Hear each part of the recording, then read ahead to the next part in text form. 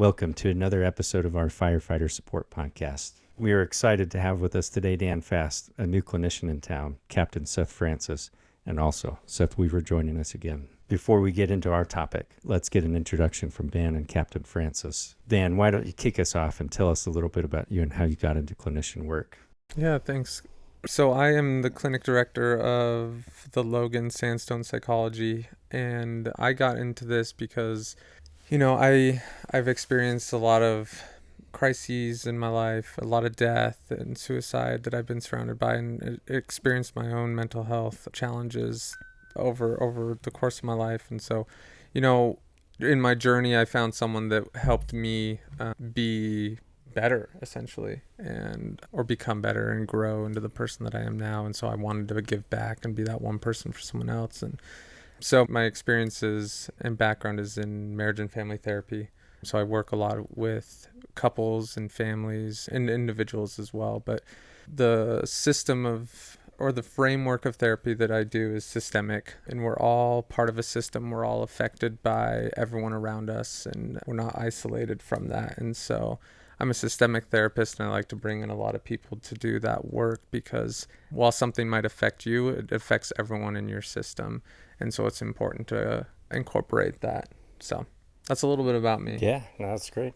Maybe just one quick follow-up on that is going through it yourself and kind of seeing what is kind of your outlook on change. It seems like if once you experience kind of that change yourself, getting from a bad spot to a better spot, and then you just kind of have this renewed sense of what other people can accomplish and change from no matter what's kind of happened to them in their life.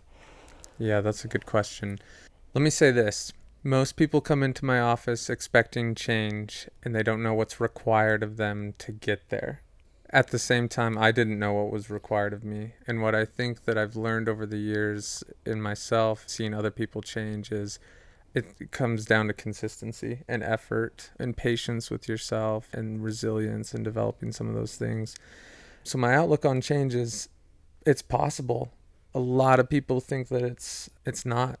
I have couples come in and they're like, my husband can't change, or my wife can't change, or my kids can't change. But that thought in and of itself is limiting. You know what I mean? And so my thought on change is, can you change? Do you believe that you can change? And if so, then change is possible. And I think that personally, if we're not trying to grow and progress, we're going to stay stagnant.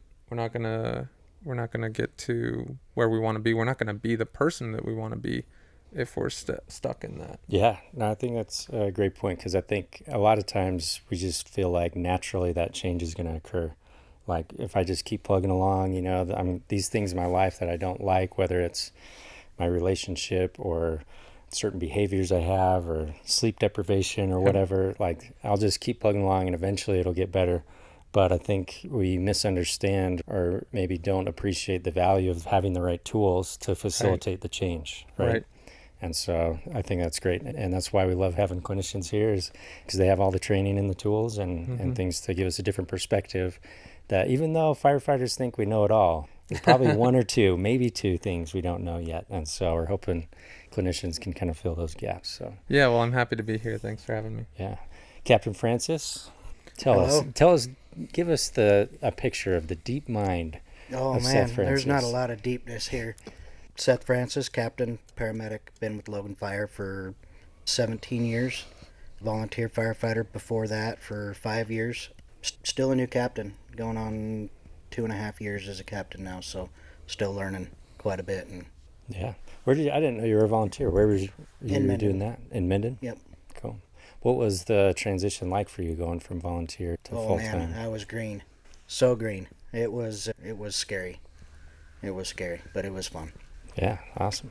And tell us a little bit about your career with Logan. Did you kind of have, did you always hope you're going to promote up the ladder to be captain? Is that something that kind of, changed later on, or? No, for a long time I wasn't. I had no desire at all to be a captain. I wanted to be an engineer and become an engineer. I went and got my medic to become an engineer. And then from there, it's just like, man, let's just keep moving on. And so here I am. Yeah. battalion chief next for Seth Francis there. Yeah, we'll see.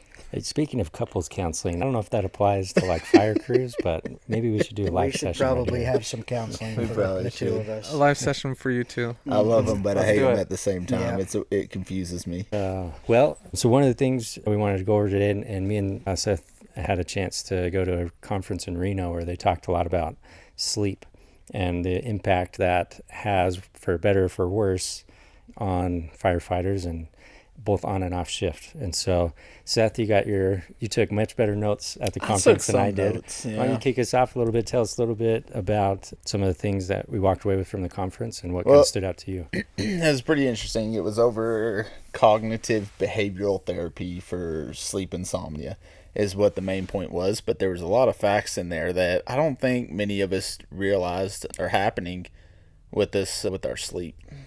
So 40% of firefighters have a sleep disorder is what the study found, with 80% not knowing that. So those are pretty high numbers. Whenever you look at it, I think last time I read there's something like just over 1 million firefighters in the United States, and then there you got another 300,000 that are just EMTs or paramedics, specifically on the medical side. And so you look at that combination, that's a large number that have sleep disorders. And if you know firefighters, we don't like to do tests. We don't like to be analyzed. And so I'm imagining that number's pretty low because there's a lot of them out there that just said, nope, not doing this. And so we don't know. So if you look at those numbers, a lot of us don't know that they do. But the effects of sleep insomnia are great. We already have enough scares. We've already talked about cancer, poor nutrition, health. Whenever we're not getting enough sleep or getting enough quality sleep, we all nap, but if it's not quality sleep, it leads to obesity, it leads to cardiovascular disease, anxiety, depression take a hit there too, and then diabetes even comes out of it. And then we get into our mood swings. So how we interact with people and our families and stuff are huge too, that come in with insomnia. So it was pretty interesting to listen to him kind of talk about that, and then he got into kind of ways we can improve it. So I'm a big fan of, like, if I know how it works, then I can fix it. I don't like just listening to people. Teach me how it works and then I can fix it. And so we went over the sleep cycle and kind of why we need each stage of sleep, and if we don't get it, what's happening to us. So it was a good conference. Did it have a good definition in there for what what classifies as a sleep disorder? Like, does that mean on average you're getting so much? Yeah, there was a or? few. The biggest one was like there's sleep deprivation, where you're not getting enough sleep. Sleep insomnia is where, and correct me if I'm wrong, you might know a better definition, but it was your ability to not go to sleep or get a quality night's sleep. So whenever you do fall asleep, you're not sleeping well. So maybe you're only getting into stage 1 and REM sleeping. You're not hitting stage 2 and 3, and you need everything to get it proper. You can't just have nitpicking stages there. And so, Yeah, is that right? No, that's exactly right. And with the sleep stages, there's 4 sleep stages, but you're supposed to have at least 4 to 5 cycles of that each night. And so if it's fragmented and you're only getting like 1 or 2, I mean, that's that insomnia that we're talking about that can disrupt and create a number of those issues for people. That's why sometimes you get 8 hours of sleep at night and you wake up and you're like, why do I feel like crap? It's because you're not getting quality sleep. You're not going through that cycle a couple times like you should. You're jumping around and you're disturbing your own sleep and you don't even know it just by what you do during the day. That was the part I liked. He talked about some of the things you do during the day that affect you at night. Yeah. In fact, that's one of the things that I remember from the conference is he pointed out that you have to have 8 hours of sleep. That's a myth. Yep. Like, really, it's more like 4 or 5 as long as it's quality. Right? But if you get 4 to 5 hours of quality sleep, there's no reason for you to feel like you have to have 8. Or I think sometimes we get ourselves into a mental rut of, if I don't get 8, then I've already set myself up for failure for the day. But the reality is that's not true at all, right? Yeah. Like, if you got a few good quality hours, you're the just national recommendation is 7 hours of sleep, officially from the Sleep Foundation. But yeah, if you're getting good cycles all the way through within that 4 to 5 hours, you're just fine. There's no problems there. Yeah. And so, and anybody can chime in on this, but what, like, during sleep, there's specific functions your brain is doing. It's not like your brain shuts off during that time, right? From what I've understood, it's like while you're getting good sleep, you're kind of banking those memories. Correct. Right? Is that right? And it's almost like somebody compared it to like doing a firmware update on your phone or computer. It's like when you're sleeping, it gives your brain time to kind of process stuff. kind of install the new updates so that when you wake up the next day, you're kind of, I don't know, at full function or whatever. Yeah, I mean, there's a number of things that the brain does, like cell regeneration for when you're asleep. But to what you're talking about as well is the brain is logging the experience of the day, storing it in long-term memory or things that it's going to need to recall, essentially to protect you going forward, right? And that's why we know that people that, have experienced trauma, typically they have a hard time falling asleep because the brain is having a really hard time falling asleep or staying asleep. The brain is having a hard time logging those things, right?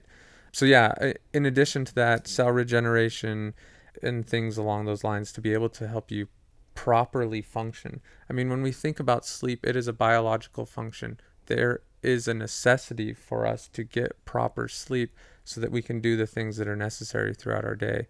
And without that, we run into those problems: anxiety, depression, obesity, diabetes, things like that. Yeah.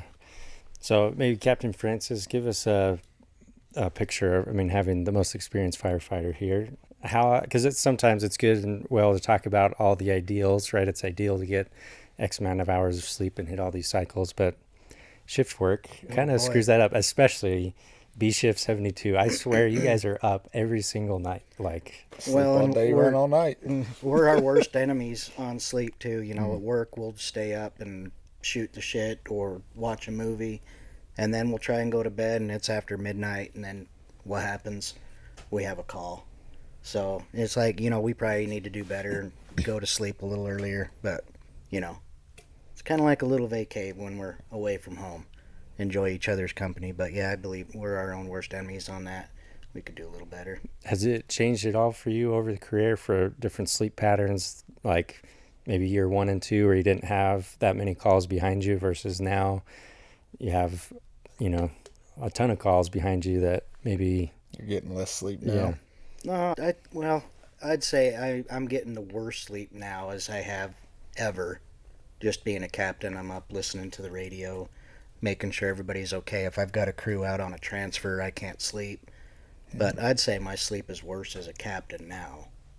But I still get, that good 4 or 5 hours, hopefully. Yeah. And so maybe we can jump into some of the things that we can do to get better sleep. I know one thing that I don't know if this was from the conference or from something else I was looking at, but I was talking specifically about firefighters and shift work. And while it's never ideal to have to get up in the middle of the night, the attitude that you have when you wake up is either going to, it's a catalyst either way for positive or negative. And so if you wake up and, you're getting a call and you're just super angry and frustrated and you're just, some frequent flyer, not that it ever happens to you guys, but Riverwalk Parkway, just kidding. Never. But, but that just propels the negative aspect of having to get up in the middle of the night. That just pours gasoline on the fire. Oh, yeah, That's a life lesson. It goes downhill. You've got to wake up, and even if you've only been asleep an hour, you got to have that mental, hey, Kay, let's go on a call. Yeah. And then things go good. But if you do wake up and you're just pissed off, it's... Yeah. That never happens at B-72. Well, it's hard, right? It's super hard to maintain that attitude. But if you think about it, this isn't just about trying to be the ultra optimistic person, but it's actually for my well-being. The article I was reading compared it to an airbag, right? It's never good to get in a car wreck, right? But if you can maintain a semi-positive attitude when you get up in the middle of the night, it just makes it a softer landing on your body versus this jarring, you imagine car accident, no airbag, right? That's going to have much more significant injuries than somebody that had an airbag, seatbelt, all the protections. And so they just kind of framed it as our attitude is that kind of protection for our mental well-being. Definitely a positive attitude is what you need to have in the fire service on those middle of the night calls. Well, and I'm sure it also helps work to be better as a team. Oh yeah, if you've got someone that's woke up and they're just pissed off, the team doesn't function. Yeah, it throws that dynamic off, and then it makes it hard to work together. Yeah. I just trust the captain's going to fix it. The captain will take care of that. We'll put a Band-Aid on it. We're good. This is a story about life, though. In everything, you have a choice. You can choose to be happy or you can choose to be negative. So if we just keep implementing that into whenever it's tough, which it's tough at 4 a.m. whenever you're going on a dumb call. It's tough to choose to be happy to go on that call. But if we can do it, then we can do it with everything in life, and it just rolls into the next day and the next week. And whenever those really hard moments come, once again, we've already been through it, waking up at night and choosing to be happy. We can keep it going. Yeah. Yeah. And maybe even just telling yourself, I can, hopefully we'll get some catch up on this in the morning or get a good nap or something, if the captain lets us. But maybe walk through some of the other things, Seth, some of the other stuff from the conference, those kind of bullet points that they gave us of some steps you can take to fall asleep faster and to get better quality. So I want to talk a little bit about that sleep cycle. So there's stage 1, which is a light sleep. Stage 2, I just call it kind of medium sleep. Stage 3 is deep, and then you have REM after that. And that's the full cycle of sleep that you need to get that they talked about. And there's some contributing factors during the day that what we do determines if we get a full cycle or if we jump around. One of the things they hit on pretty hard was that alcohol lowers our quality of sleep and makes it more disruptive. Most people think, hey, let me have a couple of shots to go to sleep, put me to sleep. But what they don't realize is they're actually disrupting their sleep by doing that. The recommendation was within 3 hours of bed, you don't drink alcohol within 3 hours of bed, because what happens is it puts you to sleep quicker, but as it metabolizes in your body, it actually does an adrenaline dump. And so it wakes you up after a short amount of time, or it makes you kind of start stirring and get crazy legs in your sleep. And so that will affect your sleep quality. So while it might put you to bed fast, you're not going to get the quality of sleep you need. Well, and I would agree with that. And in addition to that, conditioning yourself to do that every night. And let's say there was one time where you didn't have the opportunity, that's going to inhibit your ability to fall asleep. And you're staying up later or longer or not getting the rest that your body needs. Yeah, whenever you drink within 3 hours of going to bed, I believe they said you spend majority of your sleep time in REM. So you're not getting all the stages like you need. You just sit in REM sleep, and so it's not a quality sleep. You need your cycles to go through. So that was pretty interesting. And they talked about a lot of us might take some melatonin or something to help us go to bed. Well, whenever they did a study about that, actually increases your ability to go to sleep by 10 to 30 minutes. That's it. That's all it does. So you're going to sleep sooner for 10 to 30 minutes. But whenever you stop, you're right back where you started. So it does not fix insomnia. Puts a Band-Aid over it, helps you for that little bit, 10 to 30 minute window. But other than that, you're not fixing the problem. So we need to look at, okay, what's causing me to have insomnia and how can I fix this? Right. I mean, I don't know about you guys, but anytime I take melatonin to go to sleep, I'm back up in like 30 minutes, Got your little nap and now you're up for forever. Yep. Yeah, so that was some good stuff they gave to us just about those little things there. But some of the changes we can make, is like they recommended going to waking up at the same time every day. That was a big push they had. As far as going to bed, they said that's going to, vary in our day-to-day schedule when we go to sleep. But they recommended make sure you're getting up at the same time every day. It helps train your body to know when it's time to sleep, when it's time to wake up, and so it can start regulating going through those cycles for you. Oh, that was pretty neat. Yeah, again, something that's hard to do on shift all the time, but I think it makes it that much more critical if our sleep practices are good on the 4 off, because we need it. Like those 4 off, we need the sleep because we know the 2 on are going to be a little bit rougher. But I even found it interesting. So whenever I was a probationary firefighter, I was determined to get up before everybody else. Even if I took a transfer at 3 a.m. and I got back at 5, my alarm was going off at 6:30 and I was getting up. And I found throughout my day, I felt a little happier than normal. Now I'm not on probation. That drive to beat everybody up isn't quite there. So I come back and it's hard for me to get out of bed after a late night transfer. And so I'm sleeping till 9, 10 o'clock trying to make up for that late night transfer. And I get up and I'm still grumpy and groggy and feeling a little bit more ill-tempered than normal. And so whenever they started talking about getting up at the same time every day, for that year I was on probation and doing this, I admit, I did feel better. Yeah, I wasn't getting as much sleep at night, but yet I felt better in my days because, I don't know, I guess that's why I was helping my body regulate. Well, a lot of people think that if, I didn't get a whole lot of sleep the night before, so I'm going to try and get some more tomorrow. Let's say you sleep 3 hours more than what you would normally do, so you wake up at 9 instead of 6 or something like that. That's actually almost the same effect of having jet lag. Like your body's not used to that, and so you're kind of thrown into this. You're feeling more lethargic or irritable or things like that. Not feeling like you had a full night's rest, feeling like man, I could go back to sleep and sleep the rest of the day, right? We have that groggy feeling. Yeah, and there is some ways to make up for it. It seemed like in the class they talked about, a good way to nap is as long as it's before 3 p.m. and less than an hour, I think. Yeah. And so, Oh man, I'm no good at that. yeah, no naps at 7 p.m. That doesn't work. Dang Okay. Yeah, so they talked about a couple of naps we can do, and there's one that's made for you. It's called the coffee nap. It applies And so- to energy drinks. Yeah, yeah. So there's a few things they talked about how to improve our sleep time, but basically we all have bad habits whenever it comes to sleep, and they said it's time to get rid of those bad habits and put in good habits when it comes to sleep, and that's all it is. It's not our bodies, I can only fall asleep here. No, it's a habit, and so you just got to unlearn it and force yourself to learn a new habit. But some of the things they talked about, like naps cannot disrupt our nighttime sleep. So they recommend limit naps to less than 45 minutes, and after 3 p.m. Don't nap after 3 p.m. Try to get it done before 3 p.m. if you're going to nap. They said the optimal time, 1 p.m. to 3 p.m. is that nap time. So everybody put that on your schedules now up on the board, 1 p.m. to 3 p.m. Just pass that on to all the Safety nap. battalion chiefs. Yeah, We safety have nap. to. This is Safety nap at that time. We're mandated. turning off everything. Power naps, which are 30 minutes they get you to stage 2 in your sleep cycle. And so you'll hit stage 1 and stage 2 for your power nap. Then they have a restorative nap, which is a 90-minute, which is usually 1 full sleep cycle.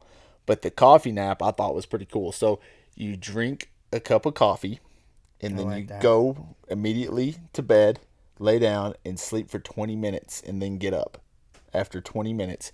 And what that does, they said it gives a better caffeine effect. So your adenosine receptors get kind of a refresh, and they absorb that caffeine better. And so you get a better kick from the caffeine whenever you get up after 20 minutes. Now, do they recommend take naps in the same spot? Nope. Or does it matter? Bed. Like in bed, huh? In bed. So that was another thing they went over. They said the bed is for 2 things out there. It's for sex and it's for sleep. That's it. No cell phones, Not no on shift TVs. work. Okay, on shift work, it's just for sleep. Just for sleep. Just for Yeah, sleep. okay. Little disclaimer there. Got that out there. So they said no cell phones, don't lay in bed, don't look at your phones, don't watch TV. They were even recommended don't get in there and read books. Whenever you lay in bed, you should train your body to know, hey, I'm laying in bed. It's time for sleep now. Because anything else you do in that bed is training it to think it's just a comfort place. It's a lounge. We got recliners for that. And so they said don't nap in the recliners. Whenever it's nap time, go to your bed. They said the bed should be there for naps and for sleep, and that's it. And that's probably a tougher stigma, I think, in the service, because you feel like if you go to your room to sleep, you're being a little bit more, even though it doesn't make any sense, but you just feel like you're being more lazy than if you just take a quick nap in the recliner, right? Or you're being more, or less social or whatever. And so that's probably something that's a little bit of a hump, I think, for most crews to be able to do, because the norm definitely is I'm going to take a quick nap, go do some target solutions in the recliner real quick. But I don't know about y'all, I'll lay in that recliner and I'll fall asleep sometimes, and I always feel like I'm on the verge of sleep. So I'll be down for an hour and I just still wake up feeling like total crap, because I'm I was just at the verge of sleep the whole time. The TV's going, people are moving, I can never get Someone's that quality. snoring. Yeah, somebody's snoring like they're dying next to me. There's a couple people in the department that they can just fall asleep like that. They can, but they're out. And once again, it goes back to they're asleep. They're laying there asleep, but yet they have to sleep for 3 hours or whatever it may be. It's not that quality that we're looking for. And so that's what I'm hoping to educate everybody on. You can go to sleep, but it doesn't mean you're getting the sleep you need. You need to get quality sleep where you're going through those sleep cycles and restoring everything. So one thing that jumped out at me too with the whole keeping everything to your bed, and just as far as sleeping there, is if it's not working, if you haven't fallen asleep in 20 minutes, you have to get out of bed. 30 minutes. Just don't lay there and wait to fall asleep. Otherwise you're messing up that. Yep. So they said 30 minutes as well. So the study showed you lay in bed for 30 minutes. If you can't fall asleep, get up, go do the dishes, fold laundry. Most times we lay there because our brains are spinning at 100 miles an hour. I think we've all had that where we lay down and we can't shut it off. So they said you go do these tasks to help slow down your brain. And after you've done one, go try again for another 30 minutes. Keep repeating that process until you fall asleep. But the key there was they said you shouldn't be going to bed until you're drowsy. So you should be on the verge of falling asleep and saying, okay, now I'm going to bed. So you can go lay down and lights out. So that'll help retrain your brain as well. It's kind of amazed me how much I mean, how much we're kind of like animals, our dogs. Like if you're training a dog to do a certain task, right? A pattern is everything. And if the dog knows you do this task or this behavior, you get this reward, and you establish this pattern, the dog's going to be locked in and will do exactly what you need it to do because you've established a good pattern. But then your kids or spouse or somebody like gives a treat at the wrong time and starts breaking that pattern, it is a ton of work, right? To bring the dog back to that established pattern. So it's just kind of impressed me. Like we're not much better, right? Like for us to train our bodies to sleep, we have to have that pattern, the pattern of this place is just for sleeping. It's not for looking at the phone, not for any of that. If it's not working, get up, go do something else. And so it's almost like our goal is to protect that pattern, establish the pattern, and then do everything we can to protect it. And so, and then it's just, it's almost seems too simple to work, but I think we overcomplicate things a lot sometimes. And really just by being intentional about the pattern we have when we're trying to fall asleep, I think can go a long way in getting to that quality sleep cycle. Yep. Yeah, and I would agree with that. There's a concept that I believe James Clear brings up in his book, Atomic Habits. And the idea is like habit stacking. And so when we're talking about sleep hygiene or behaviors that help us fall asleep easier or better, one thing you got to do is do a number of these things in order, right? Kind of as you're talking about, we're conditioned to kind of follow these patterns.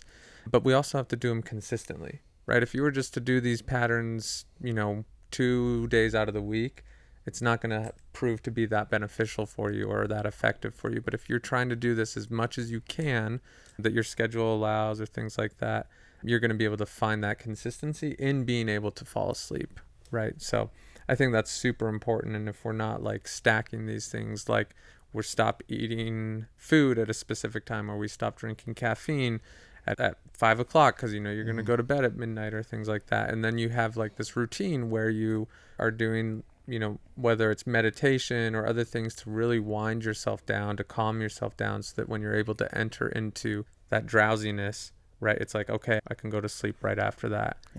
So yeah. And I kind of want to circle back to Captain Francis' point is, sometimes we're on shift that is like a little bit of a break. We get to step outside of our normal life. And so I think there's room in the pattern for that connection with our crew. Movie time at night, like no one's going to want to disrupt that, to go to bed early because I'm on my pattern or whatever, that I don't want to break that pattern. And so I think the human connection side of that is just as important, in my opinion, as the sleep side. But it just seems to me like there's room to adjust your pattern. And especially I love the, control the time you get up and not necessarily the time you go to bed, because that's the part. No one's getting up early to watch a movie, right? Yeah. Like you control that part, but as far as hanging out with the crew and that kind of family time. He said, we'll make all that up. All that will come into play as long as going to sleep at different times, as long as we're getting up at the same time every day. It'll all kind of come out with the wash, so to speak. But yeah, just those simple habits. Like I love staying up with the guys, but I could probably not bust open an energy drink at 11 o'clock. Like Captain Francis here, just watch me, man. I love it. I don't know. It's like, put it away, man. Yeah, he tells me to, and I'm like, no, it's movie time. Let's go. And, but yet movie's over, and I'm still wide awake laying in bed, staring at the ceiling. I could probably do without. So it's just changing those habits in myself that I know I can improve my quality of sleep and still enjoy the quality time with the crew. Now, what do you guys think about banking hours of sleep? Can you bank hours in anticipation of not getting good quality sleep? They never mention it, but what they did mention was something. If we are sleep deprived, so remember sleep insomnia, sleep deprived, two different things. If we're sleep deprived, then it takes up to 3 days to recover from being sleep deprived. Oh, man. 3 full days. So as far as banking, like one night of some extra sleep, I don't think does much for us because, like we said, if we're sleeping in, we're still kind of not doing ourselves any favor by sleeping in. As Dan mentioned, we need to get up at the same time every day and kind of keep our body in that cycle. And so, I mean, I don't know. I'm not an expert on it. They didn't talk much about it, but I'd assume just from the information I know, like that's a tough one to do. Well, and it seems like our mindset needs to shift from counting hours to counting cycles, right? Like quality. Like that. Yeah, it's not about the hours you spend sleeping. It's about how many of those quality cycles did you make it through and get that quality sleep.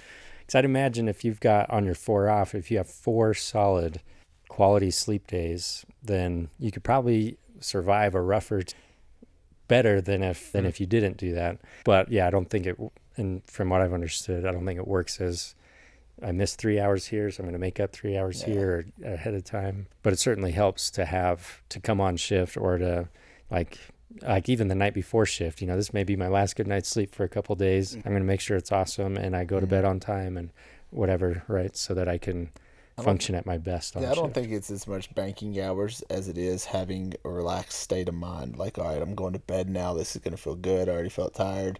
And more or less, you're like mentally getting prepared to come in and get your butt kicked all night, So and just kind of wrap up on this part of sleeping, which I think is probably the hardest at times throughout your career in firefighting, is those moments when you are laying asleep or laying in bed, and some of those rougher calls start coming back. And some, like for me, it's weird. It's like sometimes it's a recent one, but a lot of the times it's just weird. It's like you'll be laying there and it's like this call from like 6 years ago like comes back, and it's like, why is that in my head right now? And then that keeps you from sleeping. And this goes for everybody, but just kind of what have you done, or what have you found has been most helpful as maybe some of those calls start creeping back up in the middle of the night, to kind of, I don't know, process it or to get through it, so that, because sometimes it seems to linger for a long time. But you got 17 years on. Yeah. I wish I knew. I would like to have that answer as well. Yeah. Because sometimes they do come back, and you just got to tuck them away. And I don't think I have a healthy way to cope with it, because like I woke up at 4 a.m. from a bad dream this morning.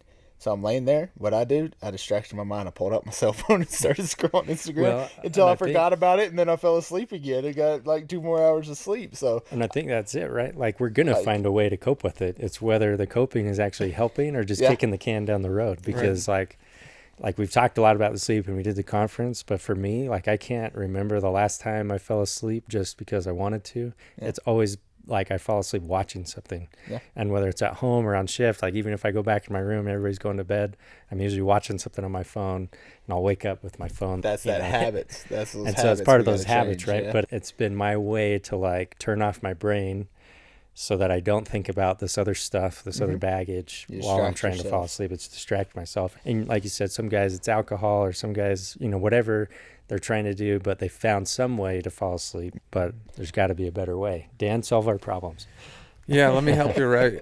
So a lot of what you're talking about too is like these, whether it's flashbacks or these anxious thoughts that you're having, whether it's right before bed when you're falling asleep, or even when you are asleep, you'll wake up from having some of these nightmares or these images fresh in your mind, and that activates the brain, right? Because the brain has a hard time differentiating between what's reality and what's going on when you're dreaming some of these things, right?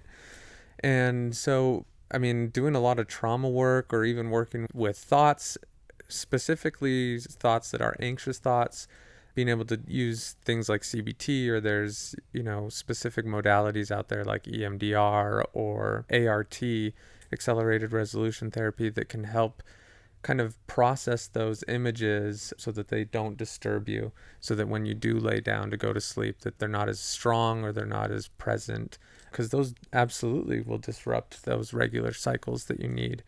And so being able to go to that, and so that's kind of where we come in as clinicians. We're trained in that, or at least a number of us are, and we work with people through those so that they're not disrupted by that. Because what we know is if people's sleep is disrupted, they're at a greater risk for suicide, for anxiety and depression, and that kind of just perpetuates itself.